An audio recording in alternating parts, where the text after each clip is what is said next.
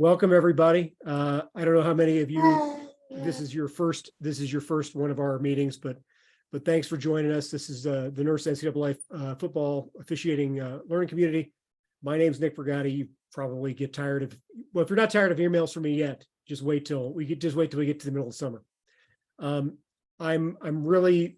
been doing this for about, I think we started in 2020. We've really grown the community a lot. There are lots of great topics and content that we're going to go into about the rules, look at plays, stuff like that as the year goes on and we progress into the summer. But, I was talking with somebody a couple of weeks ago on the phone and about, getting ready to apply for leagues and what should I be doing and where should I apply and that kind of stuff. And that really got my wheels turning. And I talked to AJ a little bit about it while I was driving for basketball and said, this would be a pretty good topic. And I think this is the right time of year because most camps and clinics are right around the corner. We're going to get started with a couple of clinics in March and April. That's a lot of the big stuff. And then stuff kind of continues through July. But I think it's a really good opportunity to use some time to think about, what am I trying to get out of these clinics? How do I prepare myself to be in the best position to be noticed? How do I stand out?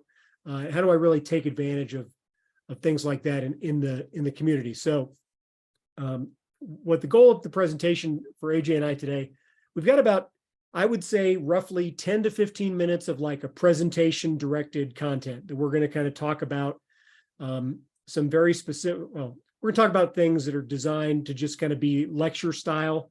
But we're really going to, when we're done, really open the floor to questions from the group. If there are people in the meeting who have tips they'd like to provide while AJ and I are going along, don't hesitate to speak up. But in the interest of trying to let you get the most out of this time, we're only really going to record the presentation part so that we can have kind of a more freewheeling discussion off cameras and not recorded. So for those of you who are watching this later, probably should try to join the meetings. That's my one shameless plug I will do for this as we go forward. But with that in mind, we're going to go ahead and get started and lay out kind of the agenda for this. Can everybody see my screen? Yes. Great. Yes. So here's kind of what we're looking at. AJ and I are going to run through the 10 rules to stand out the right way. This is kind of adapted from a presentation that AJ saw at Tom Beard a couple of years ago from NFL umpire Brian Neal. Got some other clinic tips that I got from some of our position trainers and other folks that I know. Got some assorted like personal improvement topics and ideas that we'll talk about, and then we get plenty of time for questions. So that's kind of what we're looking at today. So with that in mind, I'm going to turn it over to AJ and we're going to get rolling. All right. Yeah. Thanks, Nick. And maybe I'll take a quick minute and Nick, feel free to jump in to just kind of talk about NRSA, and because there's some people on here that haven't heard of NRSA, don't know what NRSA is, that are tied into the college football officiating world. And so before we jump into these rules, NRSA is the National Intramural Recreation Sports Association, or close enough.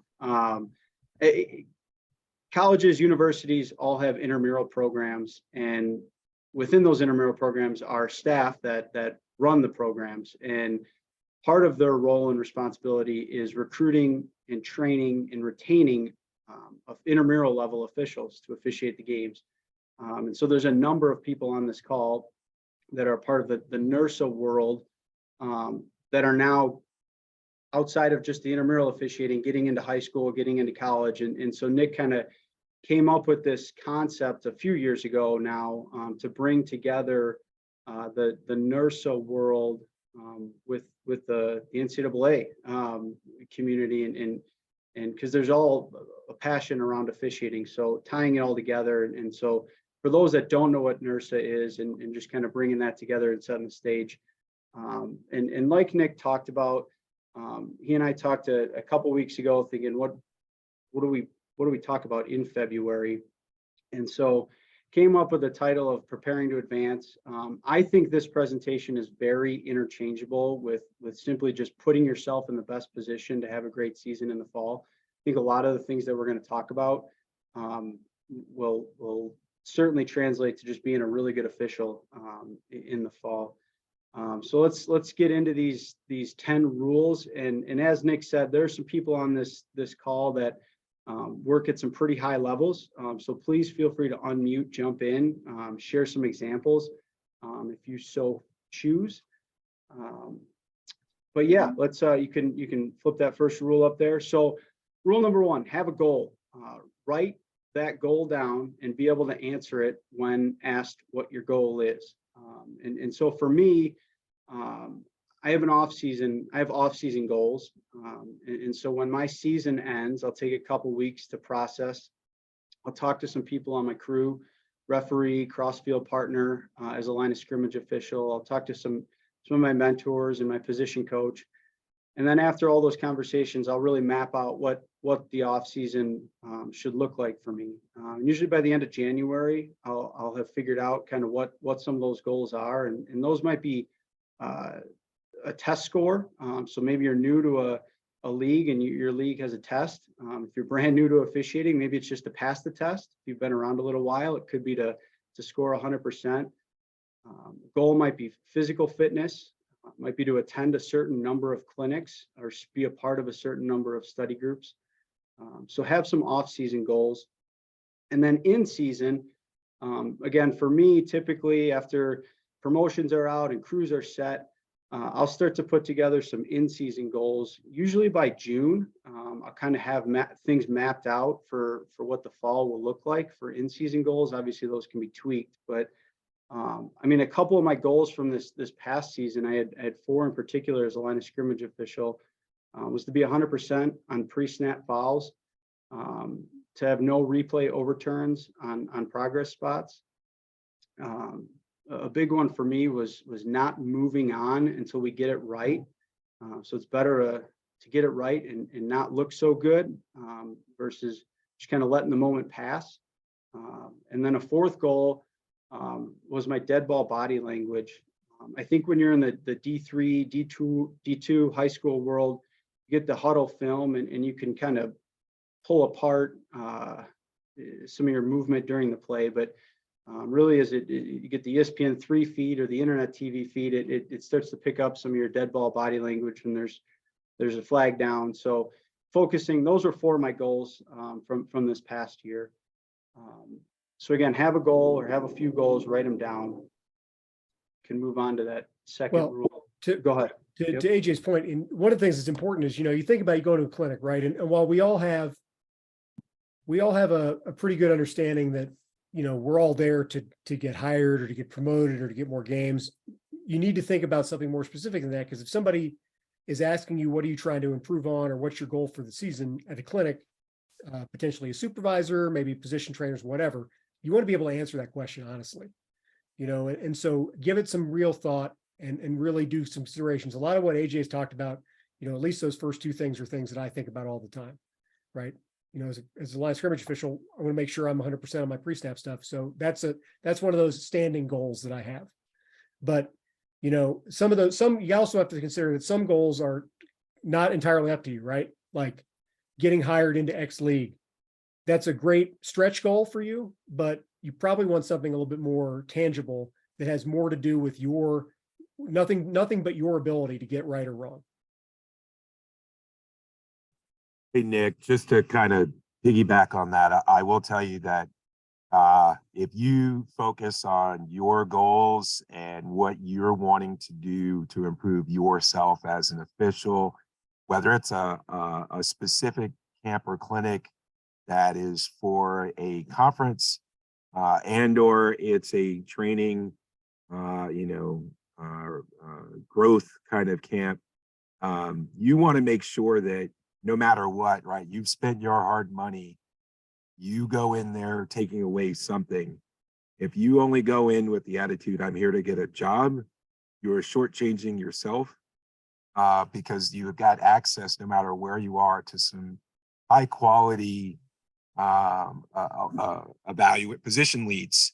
And, if you're not getting the kind of feedback that you want, sit and watch the next person work and take the full opportunity of the money you spent, because you can learn as much from the different styles of the observers and position leads, and find the one that you want to sit and watch that fits most to your style. The other side of it is that, you know, you can learn a lot about some stuff you didn't even think you didn't know you needed to improve on until you sit in those situations. But don't shortchange yourself just looking for a job. I totally agree with that, Billy. Thank you. Yeah, so the second rule may be the most difficult to actually focus and concentrate on, but at times is really the only thing you can do, which is control the controllables, control what you can control. And those types of things are your rules knowledge. Again, your physical fitness, your network, having a mentor or mentors. That those are things that you can control. The things you can't control are what games you're assigned, what your schedule looks like. So it's short, it's sweet, it's simple, but focus on the things that you can control and leave the things out of your control to somebody else. Yep, totally agree. Third rule, work as many snaps as possible. So snaps over handshakes. If you can be on the field over politicking. Some of us have probably heard of the book Outliers. Malcolm Gladwell talked about those 10,000 hours of intense practice to master a skill. If you really think about that, it takes 10,000 hours. So how many snaps is that of not just seeing the snaps, but actually working them and working them like it's a game. So be on the field as much as you possibly can in the spring, in the summer, in the fall. If your schedule allows it, see snaps. Don't go wait for snaps to come to you. Go find them. And if you need help in your area of the country, I know some of us are kind of all over the place. Reach out to Nick or myself, and we can certainly try and use our network to put you in touch with people that might do some assigning in the spring, in the summer, in the fall.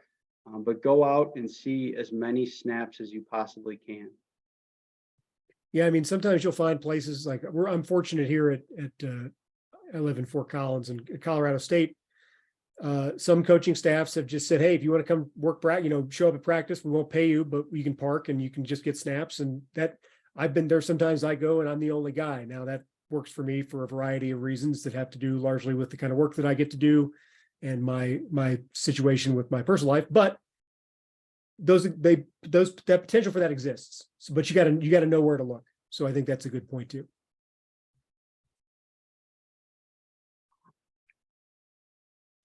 Yeah, so the fourth rule is really football IQ. Study the game. And we can do this in a variety of ways.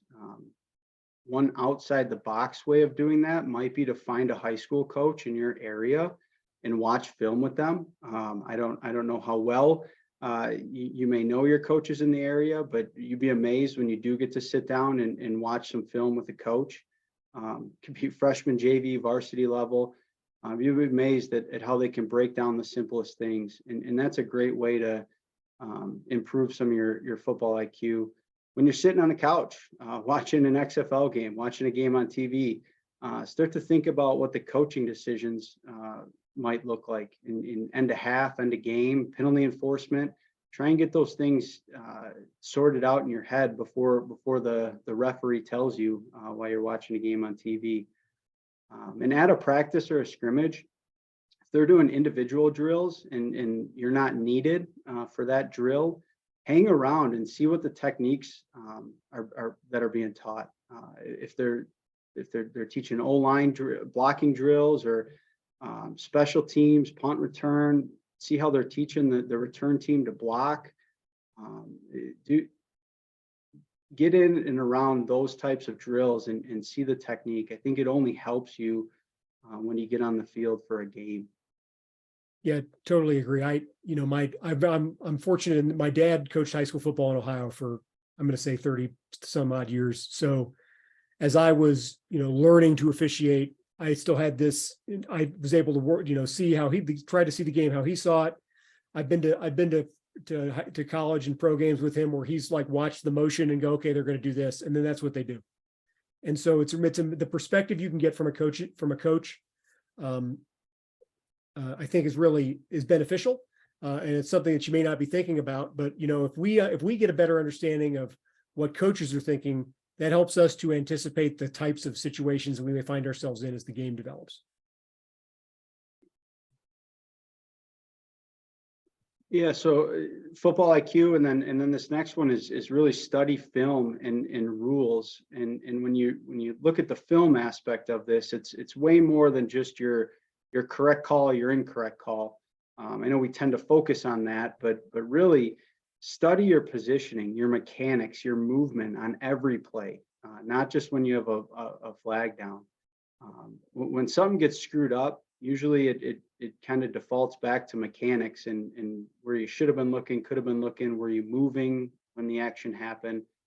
So break every one of your plays down, and not just from a correct call, incorrect call, but do it from a variety of different ways. I mean, if you're a line of scrimmage official, figure out how were you at spotting, how were your spots throughout the game? And if they weren't very good, what were you looking at and why weren't they very good? Study all aspects of the game, break it down that way. And then from a rules perspective, I mean, be a rules geek. And now there's a fine line. Don't try to prove to everybody that you know all the rules. And you're in meetings, you don't have to answer every question, but the approach that I take is if I'm asked, I want to have the answer. And so really work at, and I think being a part of this group, Nick sends out a ton of test questions, quiz questions weekly, but really dive into those. And now's a great time of year to chip away at them, rather than waiting until just before your conference test to cram in 500 questions. Take 3 a day and just do three questions a day. And that adds up over the course of the year. So from a film and rules perspective, that would be my suggestion and advice. There's a guy in the league that I help to train line of scrimmage guys who says he goes through every game of his games. He sits down with a sheet of paper, good spot, bad spot, every single play. Does he like the spot? Does he not like the spot? And to AJ's point, obviously, if you're not a line of scrimmage official, that's not particularly applicable to you, but you could probably think about, what are my progressions here? What am I doing? Did I not throw a flag because I wasn't looking at the foul, or did I make an active choice to not throw the flag? Try to answer some of those questions for you. This is one of those times where I was, when AJ said, be careful, I was a little concerned he was going to take a shot at me of some type, but I readily admit, I've watched every single snap in the XFL. I've DVR'd all the games just because I want to go through them. Because one, it's new football, right? Like it's stuff that it's not recorded. It's not something that I can tell you exactly what's going to happen. Like I could probably walk through in some of my games. And two, I can see what our team's going to do in interesting situations. What does a particular line of scrimmage official do? Do I like that? Do I not like that? Should I think about maybe implementing that in my game? It keeps me engaged and really thinking about football at a time of year where otherwise all I'd be able to do is watch my own tape, which I still do. I still try to go through like a quarter of a game every single day each week. I'll do that Monday to Friday. I'll go through a quarter. So try to get through a game a week, kind of looking at all those things. And, I'm in the rules all the time too, especially after Tuesday when my basketball season's finally over. Yeah, so rule 6 is I'm going to keep it short and sweet. There's a word missing. Each of those starts with an A and ends with 2 S's. But really, at the end of the day, don't officiate as a politician. Take care of your business. Kick butt and control and do the things that you can and control and leave the rest to somebody else. Totally agree with that. At the end of the day, be happy when somebody else gets the phone call, somebody else gets the big game. Genuinely be happy for them. Let karma be your friend. At the end of the day, when you see somebody in your league or your conference make the jump to the next level, I mean, for me, it's great because I work with that individual and I know I can work at that same level or ability. And so in my head, perfect. If I ever get that phone call, I know I can make it at the next level. But this officiating thing's a small world. Um, you tend to get to know a lot of people, be genuinely happy for others when they get the phone call or the big game. And you know, that doesn't mean that you aren't necessarily disappointed that you didn't get the call, right? But we're all it's a big officiating family. We want to be supportive of each other. You know, it's one thing for me to be unhappy that I got it, but or that I didn't get it. But it would be another thing for me to be unhappy that AJ did get that opportunity. You know, AJ going for one spot, he gets it, I don't. Yeah, it's not great for me, but great for AJ. You know, those are things to be mindful of. Because like that karma, you know, karma can come back at you. Yeah, we don't have control over when your time's going to come, I think is the saying, right? Yep.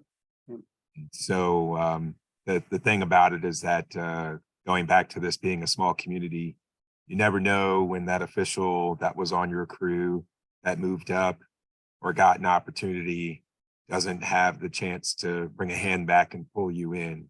So always be grateful for others because your time might be next and you may depend on that person. That's why I only ever say nice things about Billy in public. I'm depending on you, buddy, but I appreciate that. That's funny. Kind of along the same lines is wait your turn. At the end of the day, if you're good, you'll be found. I truly believe that, and I've seen it happen to others that have sat in a league for a long time and should have gotten a call several years before. And at the end of the day, if you can work, they'll find you. You'll get hired. But and again, I'm living this right now. But patience is key for all of us. And at the end of the day, we just have to accept the fact that there are more officials that can work at a higher level than actually get to work at a higher level. So as hard as it is at times, just be as good as you can be at the level you're at. And if you're good enough, you will be found. Mhm. The women's head coach for South Carolina, you know, when she was playing college ball, she came up with this term, said a dream deferred is not a dream denied. And the point is that just because it doesn't happen doesn't mean it won't happen. It just didn't happen yet. And so you have to continue to be prepared for when your opportunity comes. That speaks to what you do in your down Staley. Thank you. That matters whether you're going to camps, clinics, you're sitting in a study group, you're sitting at that practice, watching the coaches coach the other players, you're in your pregame, you're at pregame dinner. All of it's the same. You need to be working to be a better crewmate, be a better official, and in the end, being a better person, because in the end, you still have you to wake up to every morning, no matter what that opportunity is that does or doesn't come. So make sure you're ready when the call comes. And until then, keep getting ready. Yep. Because the other thing too is it's always better to get those opportunities 1 year later than you think you're ready for it than 1 year earlier than you are actually ready for it. Because sometimes you get there, you're not ready, they see you're not ready, and you don't get to go back. Very good point. That's good stuff. Thank you for adding that. This ninth rule is know yourself and know what your strengths are, know what your weaknesses are. Seek out feedback and not just positive feedback. You'll know when you found a true mentor, and that's when they're not just giving you all the attaboys, but rather they're picking you apart with the little things. That's the type of person that I'm trying to build a relationship with. Be willing to accept criticism. You don't need to have the yeah buts. Yeah, but I was looking at this or this distracted me. Just own it, and be your own worst critic. Pick yourself apart more than anybody else will do. and know your weaknesses and find a way to fix them. I mean, an example for me is the last couple seasons. I mean, finishing the play. I would see something, I would nail a call, but I wouldn't finish the play. And so I'd miss something else, or we'd skip over something. And so I've really tried to focus on finishing a play all the way through. And so that's something that, as an example, knowing kind of where you're weak and how to get better at it. And then this last one is really just give back to the game. Do your part in recruiting officials into the high school level. Those that are working in the intramural world, try and bring them over from intramural flag football to high school flag football, or intramural basketball to high school basketball. And once you can get them to register, take them under your wing. That will certainly help with the retaining of officials. I think we've all seen and we all hear and we all read, we're short everywhere. Every darn near every state, if not every state, is short on officials. And do your part by giving back to the game and recruiting in retaining officials. And then the other aspect is be willing to present at a local high school association meeting, at a study group. Heck, this one, Nick's always looking for people to present. When you do present, you start to master that topic. And so just be willing to give back to the game from an officiating standpoint. Yeah, totally agree. All right, so thank you, AJ, for those. I wanted to dig into some other clinic tips and some things that have come to me from my request. I sent some questions out to some folks that are doing other things at other levels. So I wanted to get some feedback to people. One of them is overdress. Now, if you look at this photo that I just happened to pull off the Tom Beard website, you know, I would say there's at least a minimum dress that I would go to in a clinic, and that's khakis and a polo or some equivalent of that. But maybe you want to wear a blazer. You know, I probably wouldn't wear a suit and tie. I've seen people do that, but I wouldn't show up in a t-shirt and shorts. I probably wouldn't wear a hooded sweatshirt. Nothing, no offense to any people in this shot. That's just how I would be. And I think that those are the things to be thinking about as you prepare for these clinics. You want to say, you know, it's about standing out the right way, right? We don't want to stand out because we look like a slob. That's not a good place to be. Sit near the front. You know, some of these clinics, like, you know, Tom Beard's a big clinic, lots of people. Sometimes you can't, it's unavoidable. Sometimes you sit in the back of the room, but when you go to these breakout rooms where you're maybe in the room with 15, 20 other people, you know, try to be in the front. People in the back, sometimes they get lost in the shuffle. They're, you know, the presenters don't see them. They don't interact with them because they usually don't have much to, you know, I'm looking until I can't really tell who's paying attention. Then I'm going to pick people that are around and look engaged and interested when I'm trying to emphasize points. So, you know, don't be afraid to sit near the front. This last one is, I think the last couple of things here are important to think about. You know, if you've got a question, it's totally fine. Ask questions. That's what you paid your money for, is to ask a question. Ask a question, get an answer, thank them for their time. You know, hey, what would you do in this situation? Get an answer, thank you. Now, if you need further clarification, I would go talk to somebody else. I would go talk to somebody else for a couple of reasons. One, different perspective is good. Two, may give you an opportunity to interact with that presenter outside of the room, because you don't want to be somebody who's seen to like be monopolizing the conversation, because you're not the only person who paid to be there, right? I don't want to make the line of scrimmage breakout that I'm attending all about my questions to the presenters. That's not what nobody gets a lot out of that. And in addition to that, the question that you ask should be a question that you actually have and is not designed to show everybody how much you know. Right? Nobody appreciates that. And most people can tell when you've asked a question that's a setup to talk about an awesome thing that you did in your game. So really be mindful of, you know, we've all got questions, right? There's always questions about something. How can we do something different? Don't be afraid to go to those clinics with a question, but don't monopolize the conversation in those rooms, in the breakouts, in the general sessions. Get an answer, get in, get out. Because people remember that you ask a question. People will also remember if you asked a really dumb question or self-serving question. So keep that in mind as well. Some general odds and ends, and this is kind of where we'll wrap up this portion of the presentation.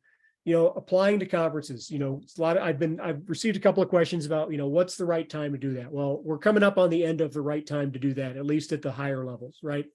A lot of the Division I leagues will make their staffing decisions, whether they officially make them or not, very soon. So you want to be thinking about applying to conferences in January, February, probably up through mid-March, when you can. But I would recommend only apply to leagues that you're really willing to travel and work in, right?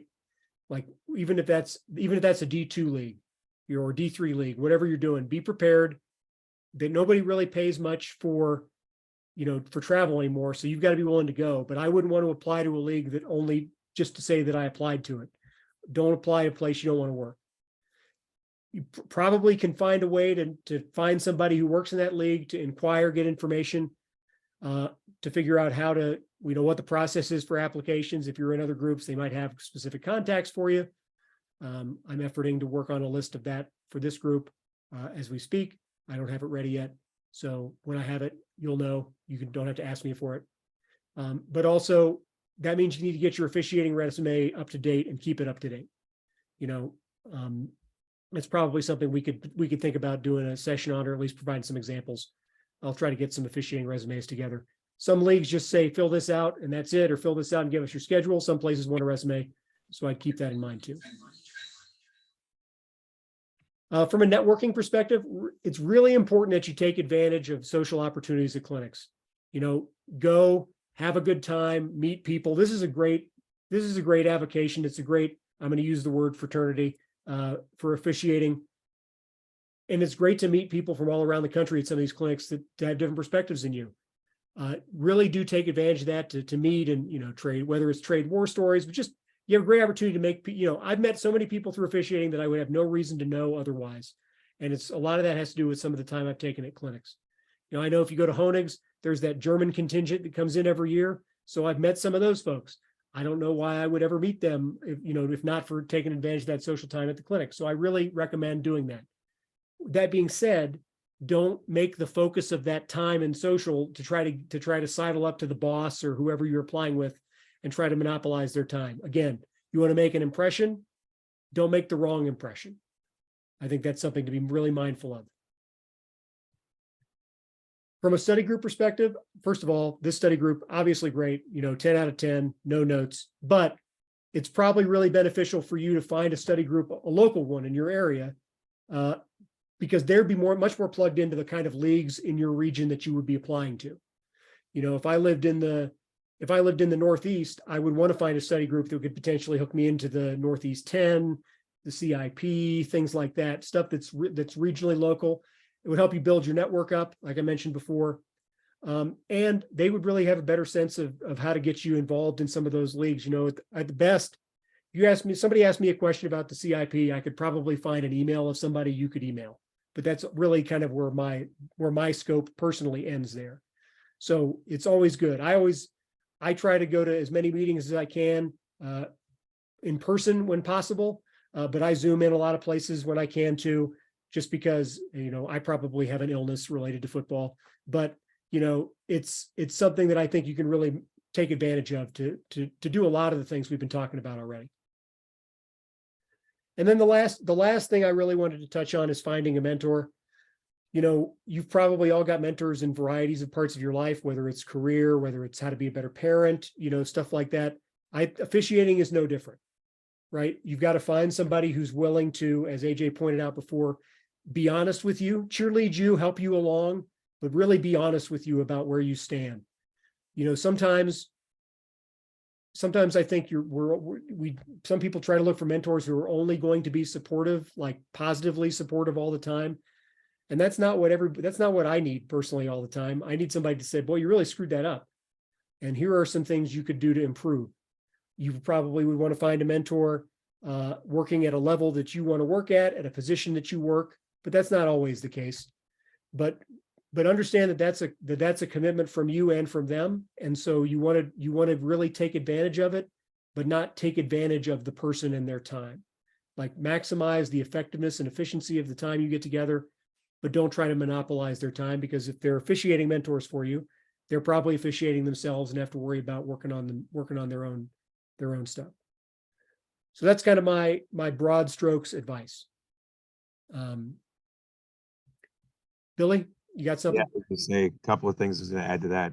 When you talk about being in those rooms, know from the time you walk in the door, you know, you're being assessed. So, you know, whether we're talking about, and in some cases, even before you get there. So, you know, the resumes, the applications, all kinds of folks are sticklers about different kinds of things. So, you know, as it comes to applications, you don't know who's in the room. Once you've been around for a while, you know some folks, but I know I was at a clinic once. This guy came in with a complete full beard and sweatpants. I was like, who's this bum? And yeah, that bum was, you know, official in the NFL. So, you know, it's what during his off season. So, you know, things you can do when you're not looking for a job. You know, that it's not, you're not there to do the assessment. You are there to be assessed.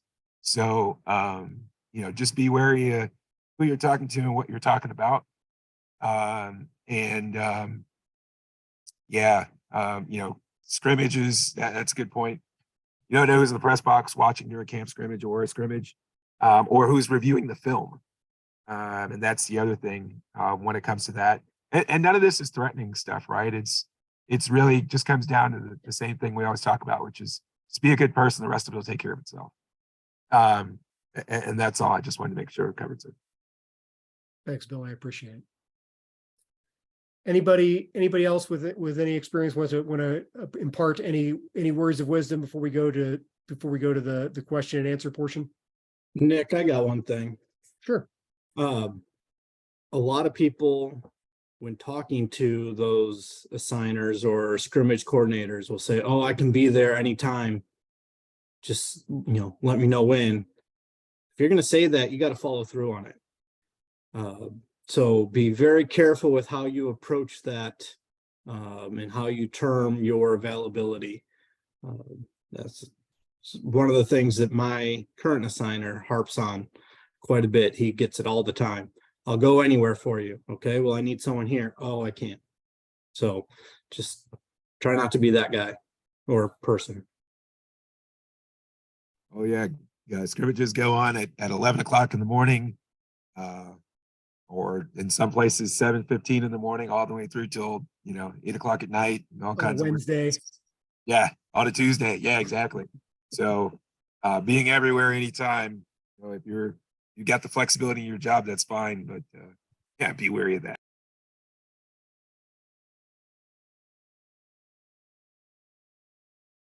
All right, so I want to wrap this up, and since this part's being recorded, I wanted to let everybody know that we plan to do our first quiz discussion about COC off-season test number 1 on Tuesday, March the 14th at 8 p.m. Eastern, 5 p.m. Pacific. I don't remember if I put a link in the last email, but I will put a link in the next email.